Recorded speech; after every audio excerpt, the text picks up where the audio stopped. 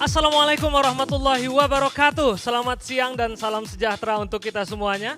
Senang sekali saya Aulia Fikri dari Indosemen. Hari ini kita akan kembali ketemu dalam sebuah webinar dengan tema Kelincahan Dunia Konstruksi Menghadapi Era New Normal dalam Perspektif Manufaktur, Bisnis dan juga Teknologi.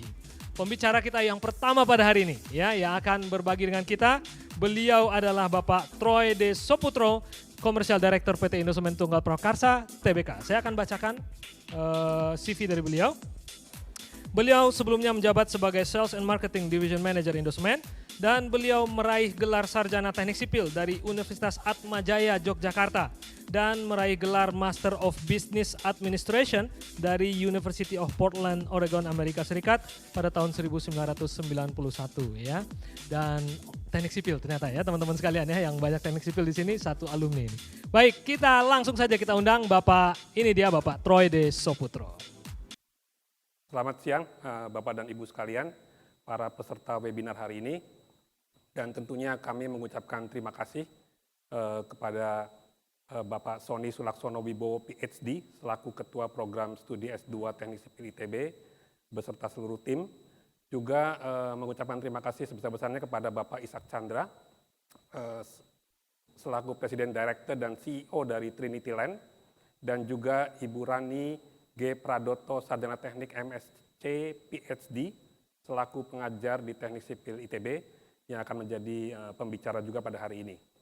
Jadi program ini merupakan program reguler dari PT Indosemen, yaitu program Indosemen Goes to Campus yang mana merupakan upaya Indosemen untuk terus menjaga kolaborasi dengan institusi perguruan tinggi sehingga kami saling mengerti gitu ya bahwa apa yang dibutuhkan di dunia pendidikan dan juga dunia pendidikan juga memahami apa yang dibutuhkan oleh dunia praktisi dan industri. Jadi tujuan kami adalah dengan melakukan ini kita bisa terus saling mengisi dan berkolaborasi. Memang tahun lalu baru kita mulai dan kita bisa melakukan ini secara fisik. Memang ini adalah kali ini sedikit berbeda, jadi kami tidak bisa langsung bertatap muka, namun tentu harapannya bahwa meskipun acaranya dengan virtual, tapi tidak mengurangi manfaat dan hasil dari acara Indosemen Goes to Campus ini. Oke, mungkin saya bisa mulai dengan materi saya.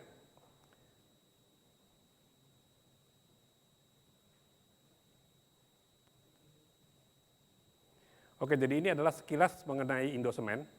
Ya, jadi kita memang perusahaan semen yang berdiri sebenarnya sudah cukup lama, sejak 1975. Jadi tahun ini bisa terlihat ada logo 45 yang merupakan bahwa tahun ini Indosemen berusia 45 tahun ya.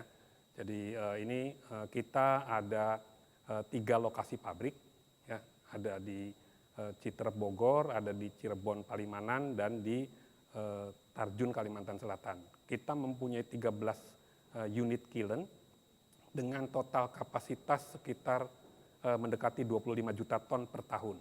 Ya. Kita mempunyai banyak varian semen, kemudian kita itu memang jaringan kita adalah ada 19 distributor, kita disupport oleh 25.000 toko bangunan dan juga 172 gudang. Ya. Di samping itu ada juga 300 rekanan industri yang menjadi pelanggan kami. Ya, dan salah satu rekanan kami adalah PT Pionir Beton, yaitu selaku perusahaan ready mix. Ini adalah anak perusahaan kami, mengoperasikan di 22 lokasi dengan 400-an mixer truck. Ya, sebetulnya kapasitas cukup besar, sekitar 5 juta meter kubik per tahun. Di samping itu kita juga ada agregat, ya, agregat atau batu split. Jadi ini adalah sekilas mengenai Indosemen. Kemudian dari perjalanan waktunya, tadi saya sampaikan kita berdiri tahun 75, kemudian tahun 2001 kami bergabung dengan Heidelberg Cement Group dari Jerman. Ya. Dan setelah itu banyak hal-hal yang kita terus lakukan, seperti mengeluarkan semen PCC, yang mana merupakan blended semen yang lebih ramah lingkungan. Kemudian kita juga memodifikasi beberapa plan kita supaya lebih produktif. Dan yang terakhir adalah kita membangun satu line yang paling besar, yaitu di Citerep, ya, kita namakan P14 dengan kapasitas 5 juta ton per tahun yang sudah mulai beroperasi sejak 2017. Oke.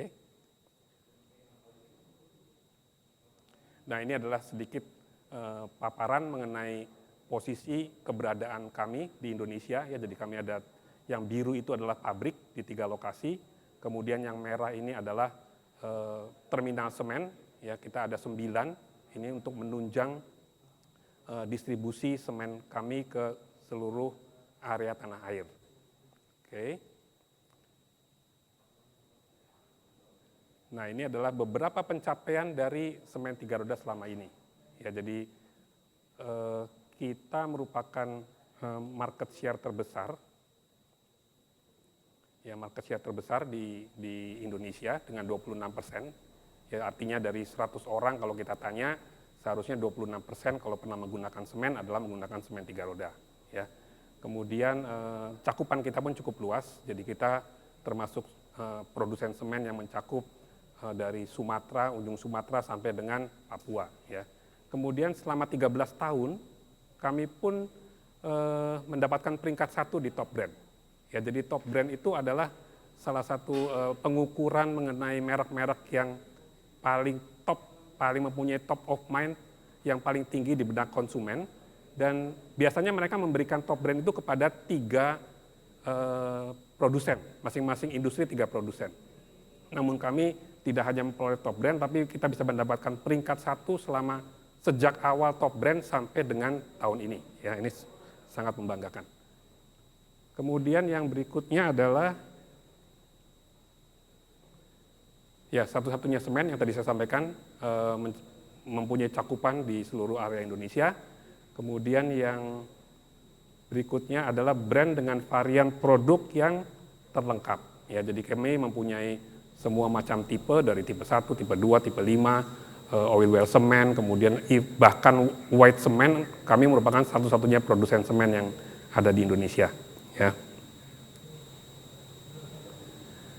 Nah, itu sekilas mengenai Indosemen. Kemudian saya mau sampaikan bagaimana Indosemen atau industri kita ini menghadapi situasi pandemi.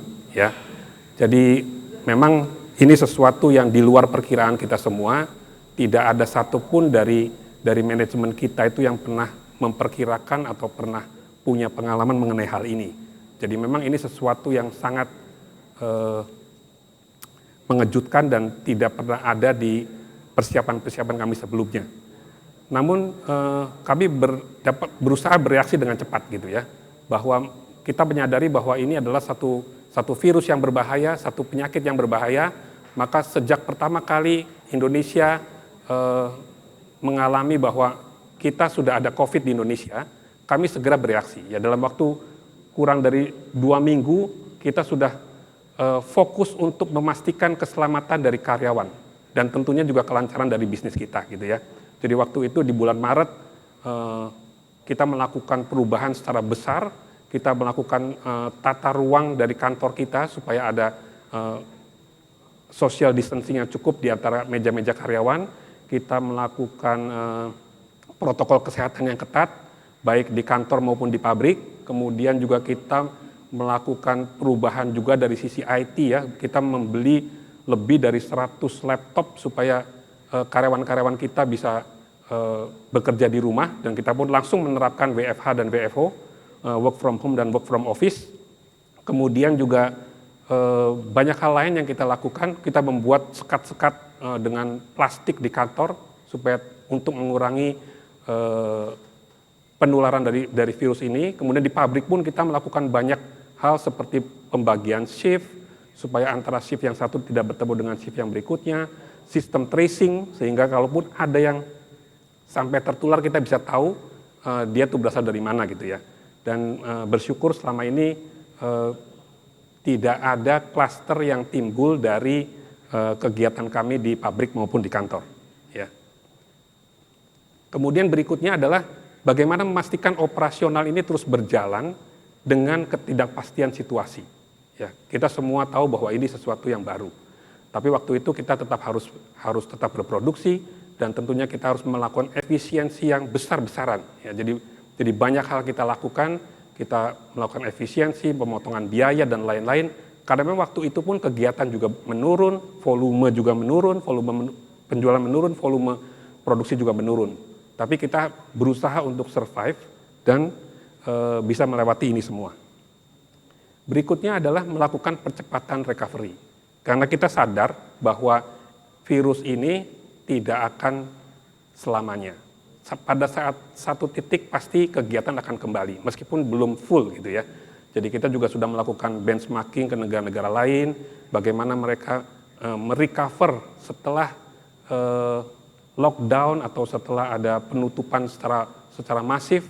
Nah, untuk itu kita juga selalu bersiap-siap pada saat itu dari sisi produksi, dari sisi distribusi dan lain-lain, agar apabila kondisi sudah membaik, kita tidak sampai ketinggalan. Kita bisa langsung catch up untuk memenuhi kebutuhan dari pelanggan-pelanggan kita gitu ya. Dan yang berikutnya lagi tentunya adalah menyesuaikan diri dengan new normal. Ya, dan ini memang menjadi sesuatu yang relevan dengan kondisi seperti ini ya, karena semuanya new normal ini pun kita tidak bilang bahwa ini sudah selesai. Kita masih bisa banyak berubah. Dari yang mungkin tadi kita sudah tidak lockdown, bisa tidak PSBB, bisa PSBB lagi gitu ya. Kemudian setiap situasi sendiri pasti mengandung tantangan, tapi juga setiap tantangan itu pasti ada peluang yang lain gitu. Nah, inilah yang kita butuhkan agar kita itu agile, ya, kita itu lincah, ya, kita mempunyai agility dalam menghadapi situasi seperti ini. Jadi beberapa pertanyaan kunci ya, mungkin ini buat kita semua ya, sebagai pelaku industri maupun kepada adik-adik mahasiswa semua. Sebetulnya apa sih yang akan terjadi ya, dan akan terus terjadi untuk beberapa waktu ke depan gitu. Misalkan perilaku konsumen akan berubah. Iya, tentu berubah.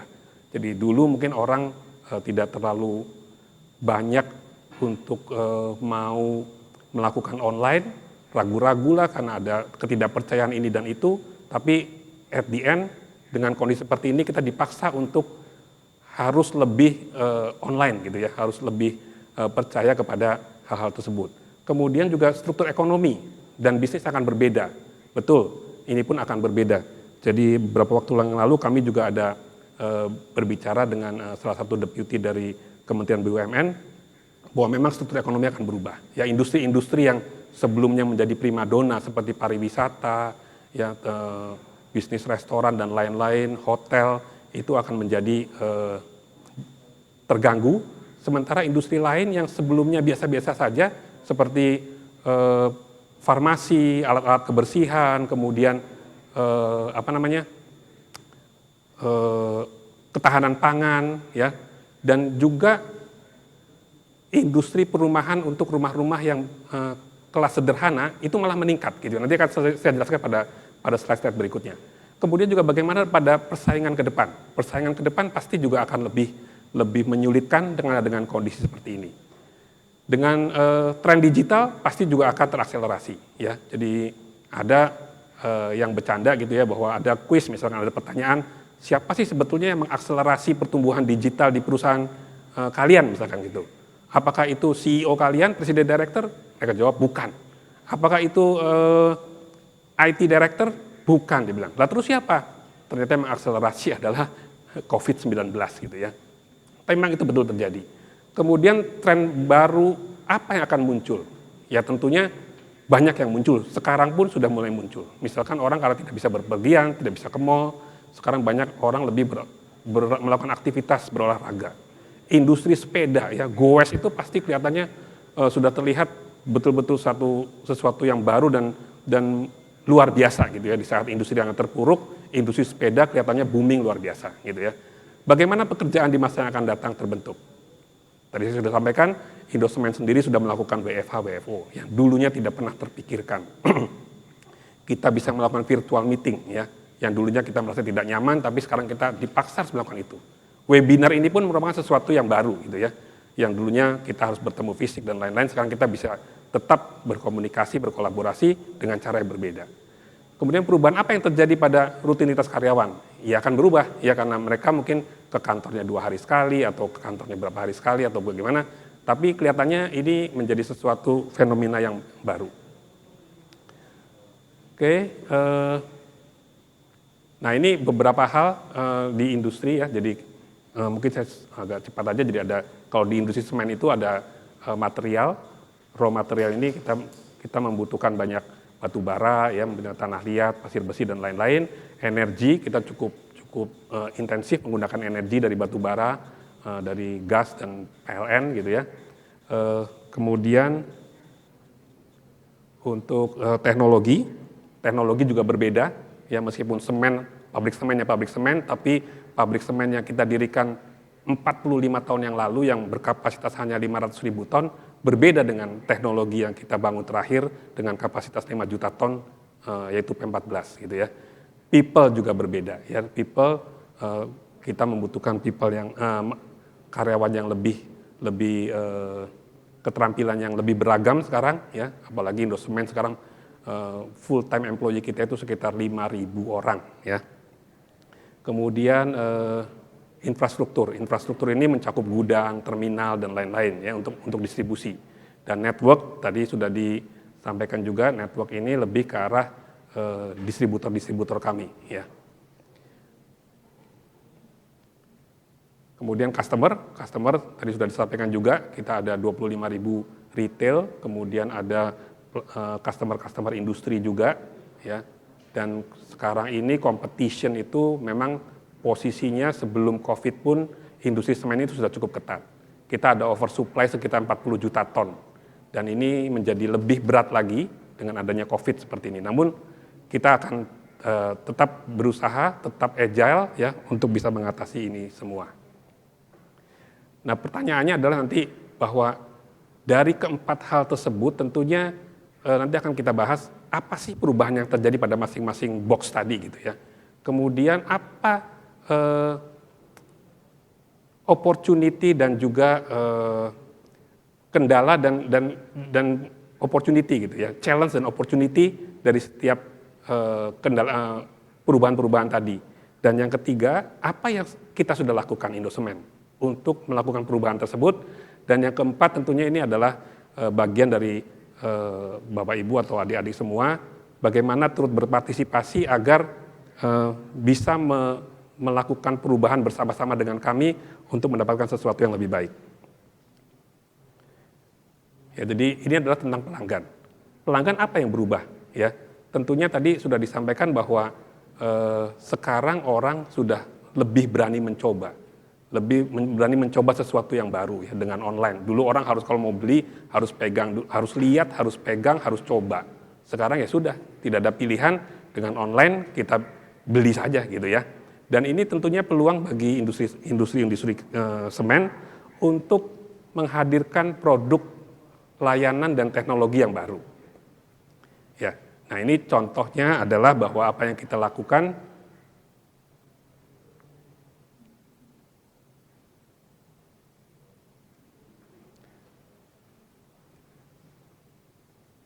kita mengeluarkan varian semen yang baru ya, yaitu hydraulic semen. Jadi sebetulnya kalau kita bicara mungkin di materi-materi kuliah perguruan tinggi saat ini mungkin masih OPC tipe 1 gitu ya. Padahal sebetulnya OPC tipe 1 itu adalah tipe semen yang sudah jadul lah ya, bahasa anak muda sekarang itu sudah jadul. Kemudian sedangkan sebetulnya perkembangan teknologi semen itu sudah jauh berkembang. Kita sudah ada blended semen ya, ini kita sudah lakukan produksi di tahun 2005. Kemudian slag semen itu sudah dari 2017. Nah tapi ironisnya itu adalah bahwa sampai sekarang hanya baru satu proyek yang didanai oleh perusahaan Jepang, yaitu Pelabuhan Patimban di Jawa Barat, yang berani menggunakan slag semen gitu ya. Sementara kontraktor-kontraktor maupun proyek-proyek lokal masih ada keengganan untuk menggunakan slag semen. Dan yang terakhir sekali, ini baru kita dapatkan SNI-nya itu di tahun 2020 adalah hydraulic semen. Ya. Nah ini tentunya juga menjadi peluang bagi mahasiswa dan kampus untuk bagaimana mengembangkan produk-produk semen dengan berbagai varian dan untuk berbagai aplikasi. Jadi tidak hanya high strength konkret ya. Dulu kita hanya mau menghasilkan produk beton berkekuatan tinggi. Tapi sebetulnya itu bukan yang dibutuhkan di masa yang akan datang. Atau sekarang pun sudah tidak dibutuhkan. Yang penting adalah durable concrete dan green concrete. Ya. Kemudian harusnya kita mengembangkan concrete mix design dengan berbagai varian produk dan ramah lingkungan. Dan mendorong tentunya proyek konstruksi dan konsultan agar melakukan terobosan-terobosan sesuai dengan tipe-tipe semen yang ada. Ya. Jadi sekarang ini kita ibaratnya kalau naik mobil dengan mobil manual transmission gitu ya. Tapi kita hanya jalan dengan transmisi 1. Kita tidak berani pindah ke transmisi 2, transmisi 3. Padahal kita sudah banyak ya tipe-tipenya itu. Nah ini yang harusnya bisa kita manfaatkan gitu. Sementara di dunia luar itu bahkan sudah lebih advance gitu ya. Jadi sudah ada 3D printing, kita sudah bicara 3D printing, kita sudah bicara self-healing concrete, poros concrete, ya kemarin dari PUPR, dari Badan Pengelola Jalan Tol juga sudah memerlukan adanya intelligent pavement, ya kemudian juga ada light generating concrete. Jadi mereka sudah jauh di depan, sementara kita masih menggunakan transmisi 1 untuk bergerak gitu. Oke. Nah ini sekilas mengenai hydrolik semen, ya jadi memang ini semen yang berbasisnya juga ASTM C595 dan ASTM C1157 untuk berbagai aplikasi ya. Jadi kalau sebagai contohnya ini adalah semen hybrid. Ya jadi kelebihan dia tidak hanya pada compressive strength, tapi juga pada workability dan good durability seperti tadi saya sudah sampaikan juga. Ya kemudian ini bisa di-customize ya sesuai dengan aplikasi, fokus pada persyaratan performance ya bukan dari komposisi materialnya, bukan seperti semen zaman dulu yang berapa limestone-nya, berapa ininya itu tidak seperti itu lagi ya. Kemudian manufacture juga ya ini sesuai dengan kebutuhan dari konsumen, kita bisa lakukan penyesuaian terhadap hydrolik semen ini. Kemudian yang berikutnya adalah lebih peduli ya. Dengan kondisi seperti ini, masyarakat kita pun menjadi lebih peduli. Dan ini adalah kesempatan buat kita semua untuk menawarkan value dari sekedar produk yang berkualitas. Oke, produknya sudah bagus, tapi akan lebih bagus lagi kalau ada value-value lain. Contohnya, kita sudah meratifikasi produk PCC kita menjadi salah satu produk yang mendapatkan green label ya pertama untuk kategori semen di Indonesia. Dan ini merupakan bukti bahwa produk semen kami itu sangat peduli terhadap lingkungan. Ya, jadi kita sudah mendapatkan 2 sertifikasi green atau hijau, yang satu dari Kementerian Perindustrian tahun 2017 dan yang ini baru saja kami dapatkan tahun ini juga di Juni 2020. Ya. Oke. Nah ini adalah juga bagian dari value yang kita berikan ya bahwa kita mempunyai komite untuk marketing corporate social initiative ya. Jadi bagaimana kita itu melakukan good works kepada lingkungan sekitar kita yang membutuhkan ya. Kemudian kita bagaimana mengkomunikasikan ini kita ada website khusus yaitu di Living in Harmony ya di mana kita mengkomunikasikan good works apa, hal-hal baik apa yang sudah kita lakukan kepada stakeholder kita ya, baik pemberdayaan ekonomi, kelestarian lingkungan dan juga pendidikan. Yang berikutnya adalah semuanya sekarang ini dalam menghadapi masa sulit, gitu ya. Nah, jadi bagaimana kita itu bisa memberi support gitu, tidak sekedar menjual produk, tapi juga menghadirkan solusi. Ya, jadi sebagai contoh, 70% dari penjualan kita memang melalui retail, yaitu bag semen, di mana bag semen ini kebanyakan digunakan oleh masyarakat yang ingin membangun dan merenovasi rumah. Dan ini juga menjadi temuan kami bahwa selama pandemik ini perhatian masyarakat untuk rumah itu meningkat gitu ya. Mereka butuh renovasi. Karena kita bayangkan sekarang dulu orang tuanya pergi ke kantor, anaknya pergi ke sekolah, sekarang semuanya dalam satu hari yang sama mereka berada di rumah membutuhkan wifi untuk belajar dan bekerja gitu ya. Pasti mereka akan butuh ruangan-ruangan tambahan. Dan ini juga menjadikan sesuatu yang berubah bahwa renovasi itu menjadi penting. Kemudian akses masyarakat terhadap informasi untuk membangun dan mendapatkan nasihat, advice dari para ahli juga meningkat gitu ya. Tapi mereka kesulitan. Sementara di sisi lain sebenarnya kita juga banyak punya tenaga ahli konstruksi maupun arsitek ya. Tapi ini tidak terkonek gitu ya. Kemudian masyarakat juga sulit apabila mereka sudah tahu mau melakukan apa, terus mau mencari tukangnya juga sulit, kontraktornya juga sulit gitu. Jadi untuk itu tadi juga sekilas sudah disampaikan, kita siapkan satu platform yaitu masterrumah.id ya. Nah, ini adalah beberapa fitur-fiturnya yang mana ini adalah untuk menghubungkan antara konsumen dan industri dan stakeholder yang lain seperti konsultan, kontraktor dan developer. Jadi ini ada beberapa fiturnya yaitu mencari dan berbagi informasi. Kemudian juga berikutnya kalau kita mau melakukan renovasi juga ada fasilitas untuk menghitung RAB-nya ya.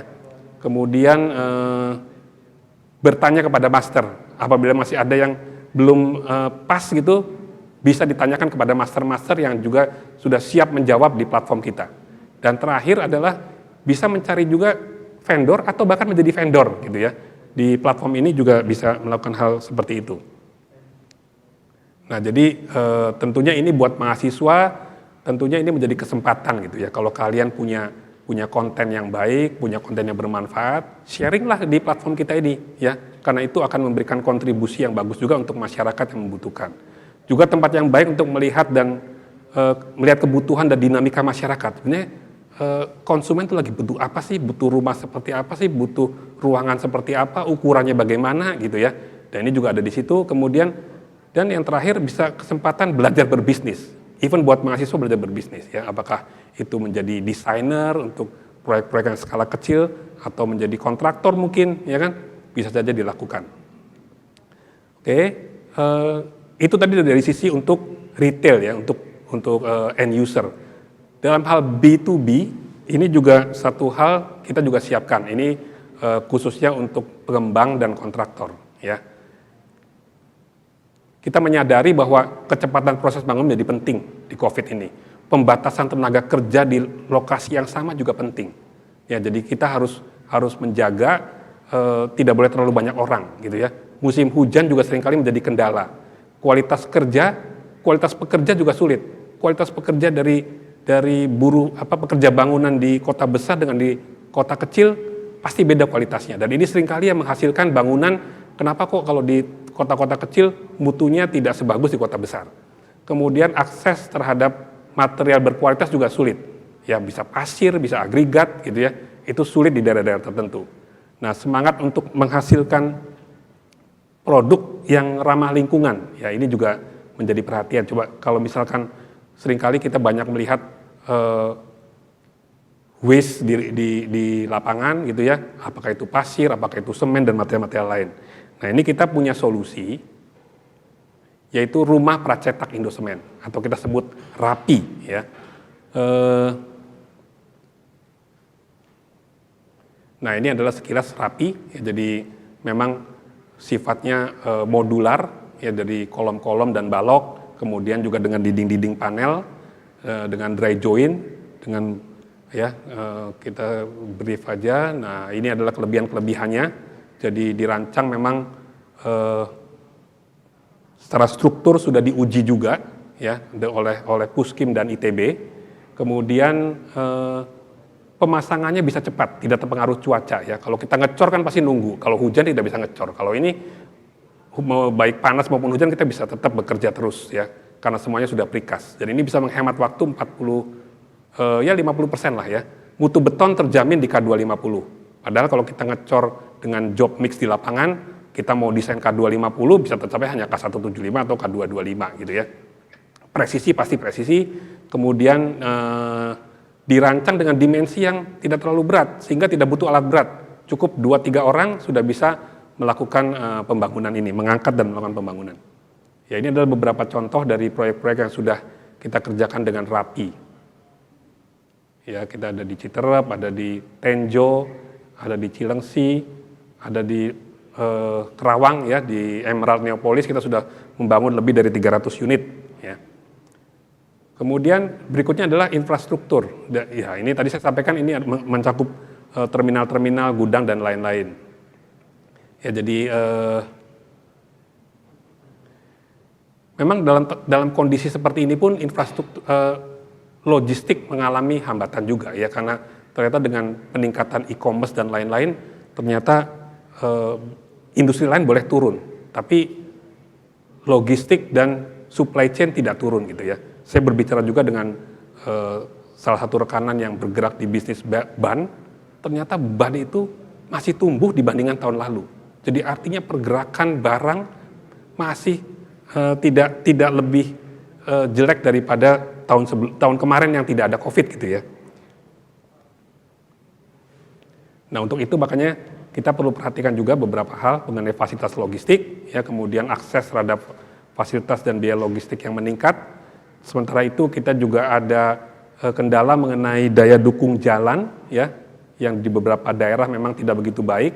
Kemudian juga pemerintah ini akan menerapkan odol, gitu ya. Ini juga melakukan satu tantangan buat kita semua.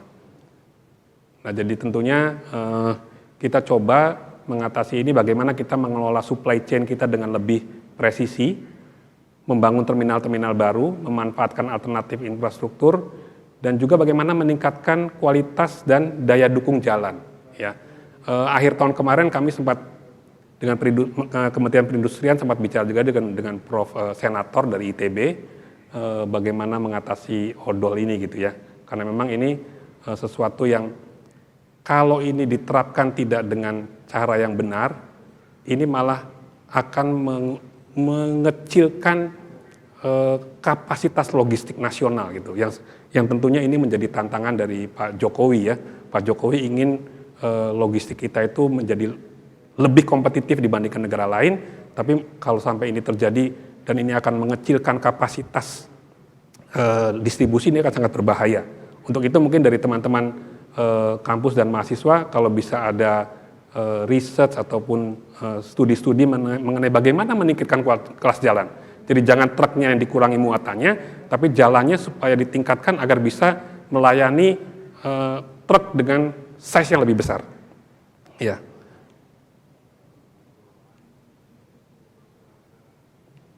Oke. Nah, tadi supply chain ya, supply chain juga kita melakukan banyak digitalisasi ya, karena kita mau melakukan end-to-end visibility yang lebih jelas kepada konsumen kita. Jadi kalau Bapak Ibu maupun adik-adik sekalian belanja di marketplace, di Tokopedia atau di Shopee atau yang lain-lain, kan tahu begitu order apakah itu sedang menunggu konfirmasi, sudah diproses, sedang dalam perjalanan. Nah, ini kita sedang melakukan ke arah sana. Dan ini sudah mencapai sekitar 90% ya. Jadi diharapkan tahun depan supply chain kita akan sangat transparan kepada pelanggan-pelanggan kita.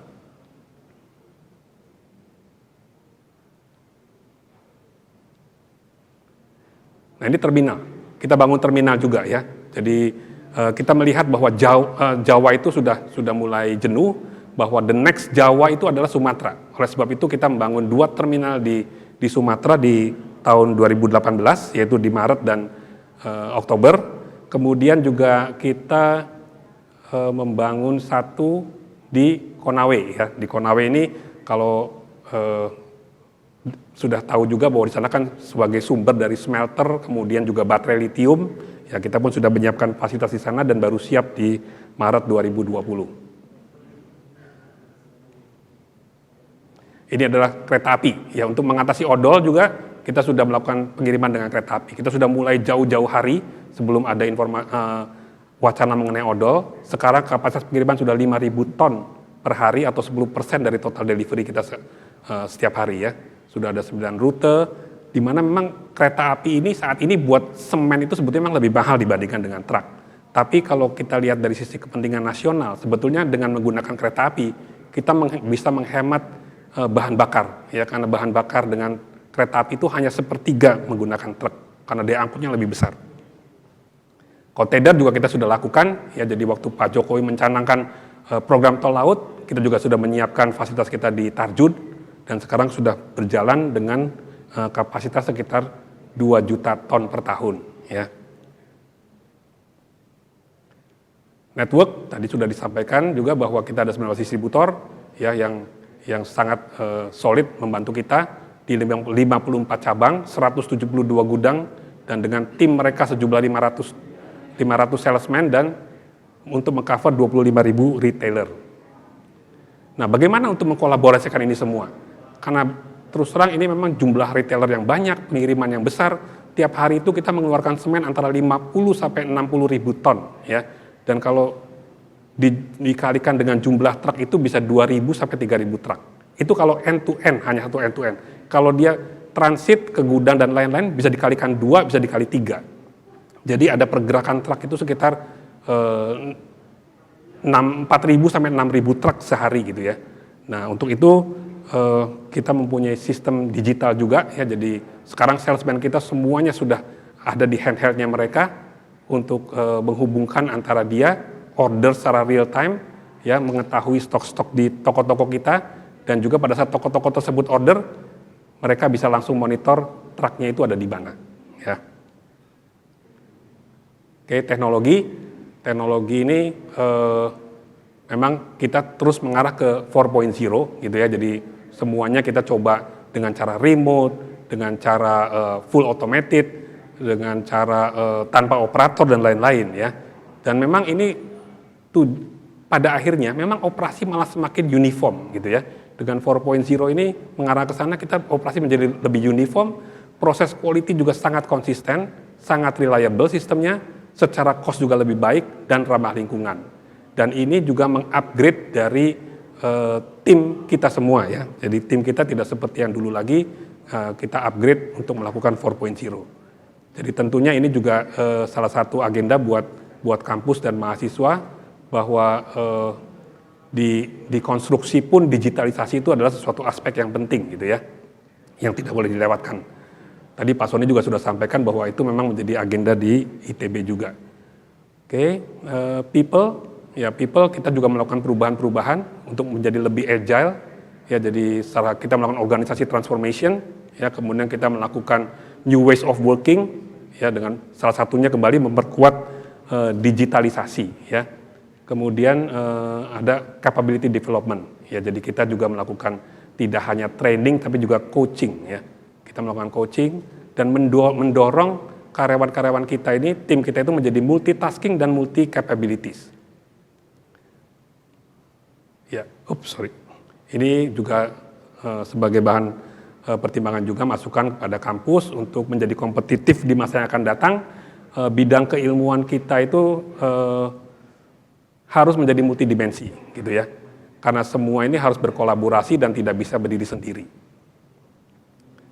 Oke, nah yang terakhir ini adalah resources ya, raw material dan juga energi.